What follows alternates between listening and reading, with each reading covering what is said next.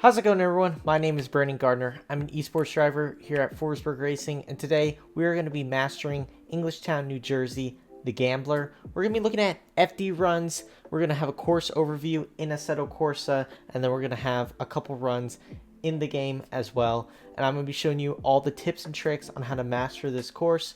Let's start with those FD runs, and I hope you guys enjoy this video.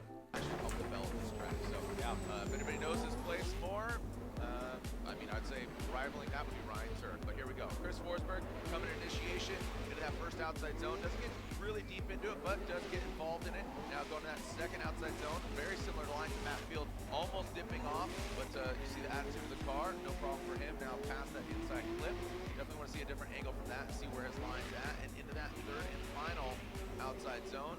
Pretty straightforward, and I mean, just kind of split hairs between those top three right now. So before we get into the course overview and the real breakdown of the course in Assetto Corsa, I want to look back on the Chris Forsberg's qualifying run back in 2022, just to nitpick and really be critical on how he was doing his run during qualifying. We're looking at the drone cam.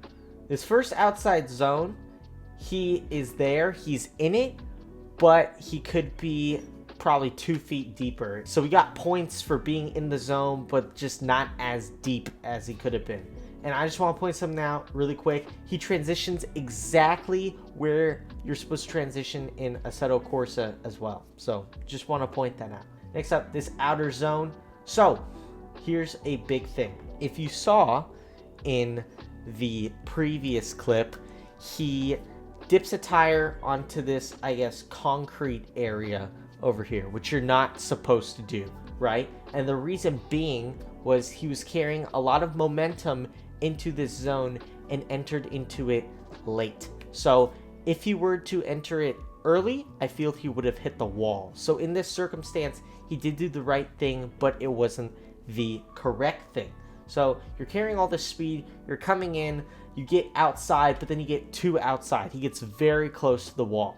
So if he would have retracted speed, I'm not saying he's a terrible driver or anything. I'm just saying if he retracted a little bit of speed, got more outside sooner, he would have fulfilled the zone better. Now, I was not in the driver's briefing. I do not know 100% what they wanted from the drivers. I'm just assuming if you're an FD Pro and the drivers paint out a zone, they want you to fill the entire zone.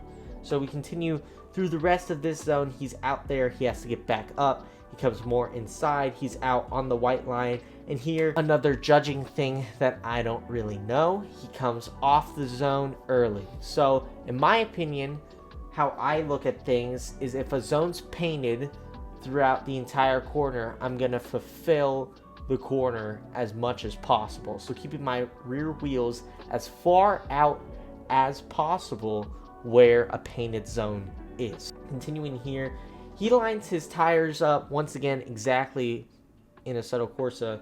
Right on this white box, his rear tires are on the outer edge of the box, which sets him up absolutely perfectly for this inner clip. I mean, he hits this clip super well. I mean, as well as you could do it. He is inches away from the inner clip. That is how you set yourself up for this inner clip.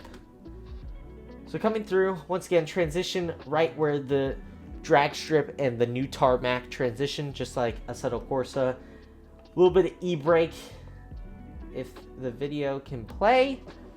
A little bit of e-brake right into this outer zone. And here he is once again about a foot off. And that obviously has to do with him being in a expensive race car and not on a sim where you are inches away from a wall that can very much suck you in. So it's quite risky. So that obviously has something to play with it. But once again, I'm being nitpicky. He is about 2 feet from where he's supposed to be. And that's the end of the run. And he keeps it pretty consistent out from there. So I hope you guys enjoyed this portion of the video. Now we're just going to get into the simulator stuff, really dive deep into what you can do to improve your driving on the Gambler.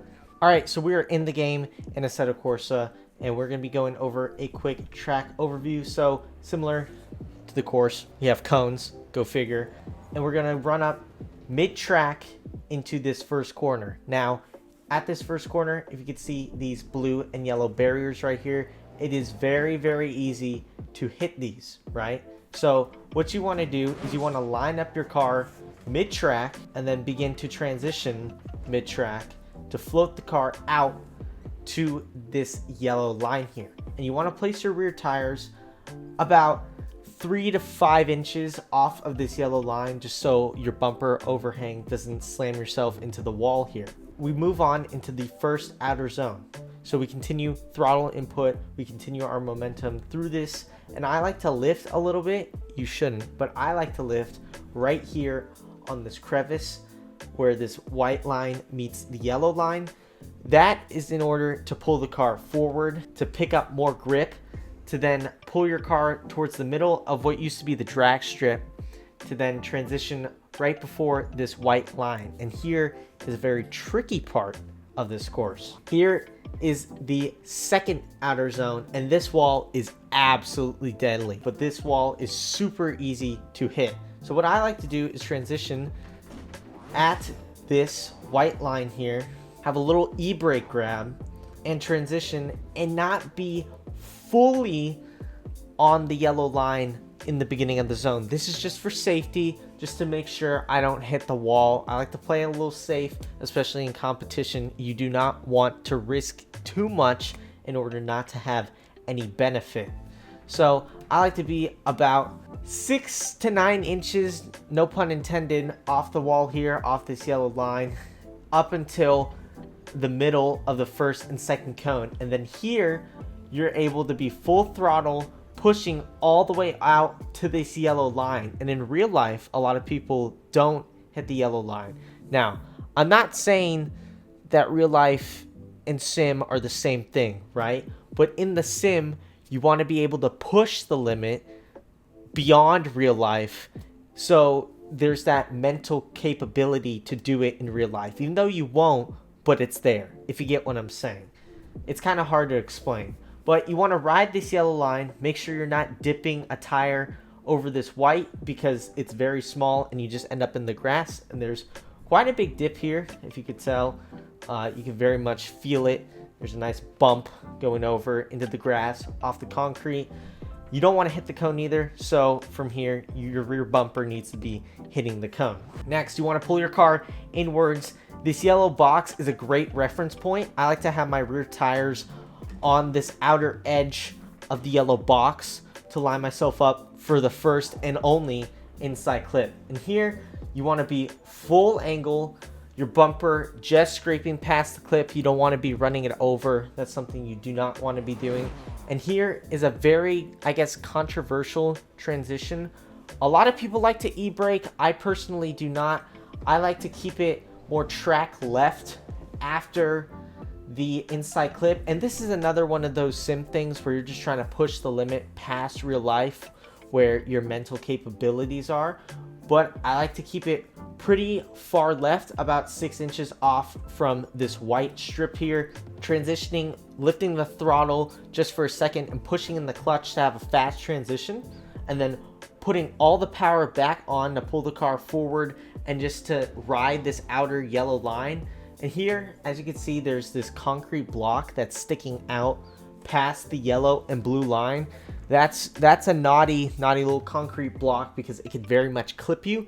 So you want to be as far out as possible, but you don't want to sacrifice too much line, if you get what I'm saying. Because a lot of people, what they do is they just ride like a foot off all the way out here through this outer zone. And of course, that's gonna deduct you points, and it's also not very cool. So in the sim, it's once again a very good tool to use to have that mental capability to be on this outer yellow line.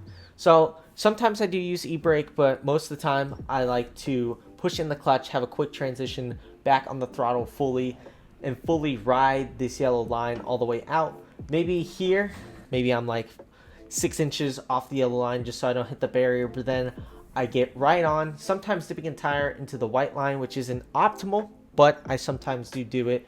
and then riding this yellow line all the way out to the final zone and continuing to have throttle input all the way out past the finish line to about here, just so the rear chase car does not slam into me, because it's not a fun time, especially when you have a 20 Newton meter wheel. Your thumbs will not be thanking you. So let's see a run on the sim in a third person and first person view. We'll stay on roof cam just so you can see everything, but let's see that to have a full perspective of what we can do, and then I'll break that down once more.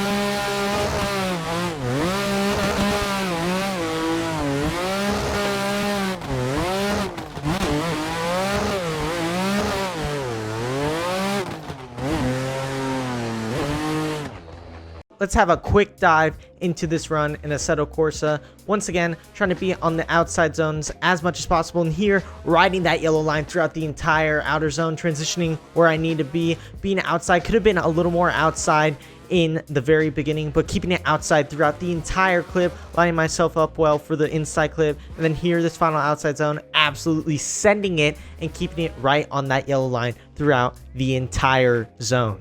That does it for this video. I hope you guys enjoyed. I hope you guys got some helpful tips. I hope this video was a good watch. I had a great time making it. And if you enjoyed, comment down below, leave a like, and subscribe to the Chris Forsberg YouTube channel to get more content just like this. I hope you guys enjoyed, and have a nice day.